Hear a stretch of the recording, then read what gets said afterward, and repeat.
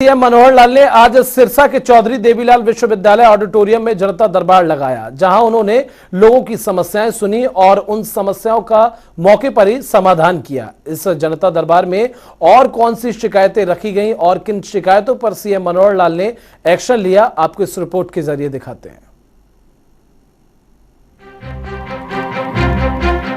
सिरसा के चौधरी देवीलाल विश्वविद्यालय ऑडिटोरियम में मुख्यमंत्री मनोहर लाल ने जनसंवाद कार्यक्रम के दौरान जिले के लोगों की समस्याएं सुनी। इस दौरान सीएम मनोहर लाल ने 227 शिकायतें सुनी और उनका समाधान किया। एक समस्या सुनते हुए मुख्यमंत्री मनोहर लाल ने कहा कि जिन लोगों के पास मकान नहीं है, उनके सिर पर छत देना सरकार का लक्ष्य है। इसके लिए हाउसिंग फॉर ऑल विभाग सर्वे कर रहा है और सर्वे के बाद लोगों को मकान दिए जाएंगे। सीएम मनोहर लाल ने कहा कि सरकार करीब 1 लाख मकान देने की योजना पर काम कर रही है। 227 लोगों की आज जो है सुनवाई हुई और उन सब का जो विभाग के अनुसार जानकारियां थी सबको दे दी गई। पुलिस विभाग की थी वो एसपी महोदय को दी गई है। जनसंवाद कार्यक्रम के दौरान जब एक महिला पेंशन बनवाने की फरियाद लेकर पहुंची, तो मुख्यमंत्री ने कहा कि सिर्फ पात्र व्यक्ति को ही पेंशन का लाभ मिलेगा। जो व्यक्ति पात्र नहीं है उसे ये लाभ नहीं दिया जाएगा। उन्होंने कहा कि महिला 9 एकड़ जमीन की मालकिन है और 2.5 लाख रुपए सालाना उनकी इनकम है। ऐसे में उनकी बुढ़ापा पेंशन नहीं बन सकती। महिला ने जब मुख्यमंत्री को अपनी 3 बेटियों के बारे में बताया, तो मुख्यमंत्री ने तत्काल महिला को 1 लाख रुपए अपने ऐच्छिक कोटे से देने की घोषणा की। एक महिला उपस्थित हुई थी जिन्होंने कहा कि मेरे पास जमीन 9 एकड़ है, मेरी ओल्ड एज पेंशन बना दी जाए। तो हमने उनको समझाया है कि हमारे यहाँ 5 एकड़ का एक नियम है कि 5 एकड़ से ज़्यादा अगर किसी की ज़मीन होती है तो उसको ओल्ड एज पेंशन नहीं मिलती है। और उन्होंने बताया कि मेरी 3 बेटियां हैं, लड़कियां हैं, मेरी आवश्यकता ज़्यादा है। तो हमने तुरंत 1 लाख रुपया डीक्यू में से, जो डिस्क्रिशनरी कोटा है मेरे पास, उसमें से उनको तुरंत दिया है। लेकिन नियम जो हैं ओल्ड एज पेंशन के, उनको ज़रूर ध्यान रखना होता है, ध्यान रखना पड़ेगा। एक शिकायत सुनते हुए मुख्यमंत्री मनोहर लाल ने कहा कि सरकार ने गाँव के लिए ग्राम दर्शन पोर्टल और शहरों के लिए नगर दर्शन पोर्टल बनाया है। गांव और शहर के लोग अपने क्षेत्र से जुड़ी समस्याओं को इन पोर्टल पर डाल सकते हैं। इससे सड़क, नाली, तालाब, पानी आदि की मांग डाली जा सकती है। ग्रामीणों द्वारा डाली गई मांग विभाग के पास पहुंच जाती है और विभाग प्राथमिकता के आधार पर संबंधित मांगों को पूरा कर रहा है। एक शिकायतकर्ता की शिकायत पर सुनवाई करते हुए मुख्यमंत्री मनोहर लाल ने रानिया के पटवारी महेंद्र को तत्काल प्रभाव से सस्पेंड करने के निर्देश दिए।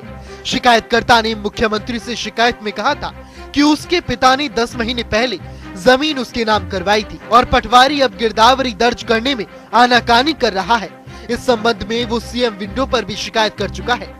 मुख्यमंत्री ने इतनी बड़ी लापरवाही पर तत्काल रानिया के पटवारी महेंद्र को सस्पेंड करने और शिकायतकर्ता की गिरदावरी दर्ज करने के निर्देश दिए। एक पटवारी की शिकायत मिली थी, महेंद्र पटवारी। उस महेंद्र पटवारी को सस्पेंड कर दिया गया है क्योंकि उस प्रकार का जैसा व्यवहार उस पटवारी का ध्यान में आया है वो कोई उचित नहीं था, इसलिए उसको सस्पेंड किया है।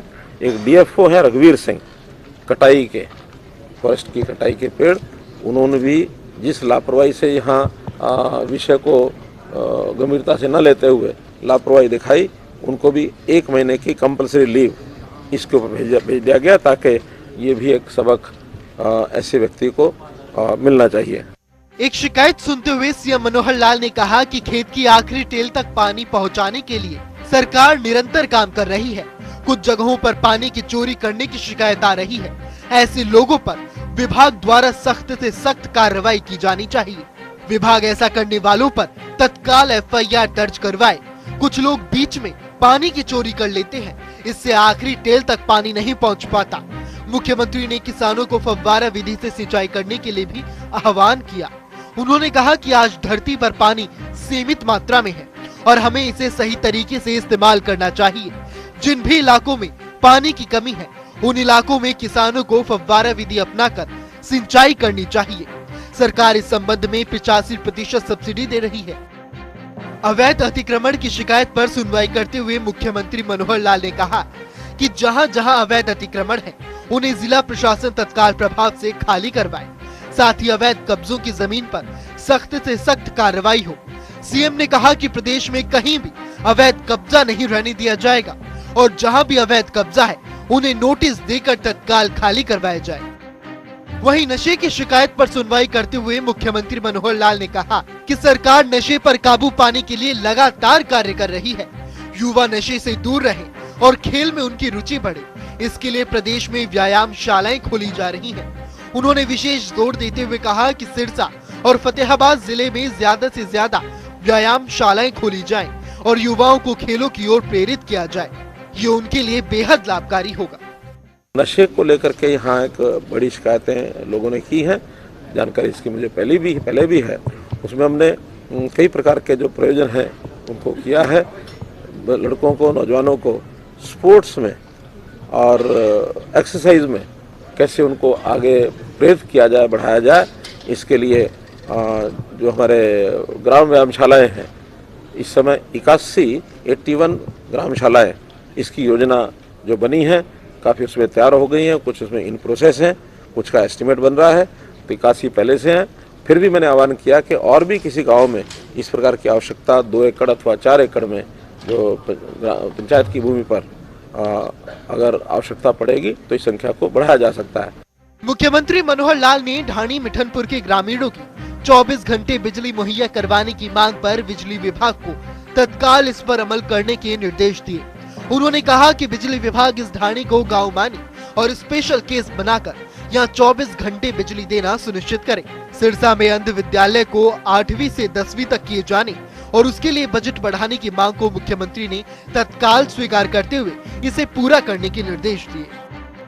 पंचायत चुनाव को लेकर सीएम ने कहा कि हरियाणा राज्य चुनाव आयोग को 30 नवंबर तक पंचायती राज चुनाव करवाने के लिए लिखा गया है। पिछड़ा वर्ग ए के आरक्षण और महिलाओं की 50% भागीदारी को लेकर कुछ लोग न्यायालय में चले गए थे। सर्वोच्च न्यायालय से आदेश के बाद सरकार ने पिछड़ा वर्ग ए के लिए पंचायती चुनाव में आरक्षण निर्धारित करने के लिए आयोग का गठन किया था।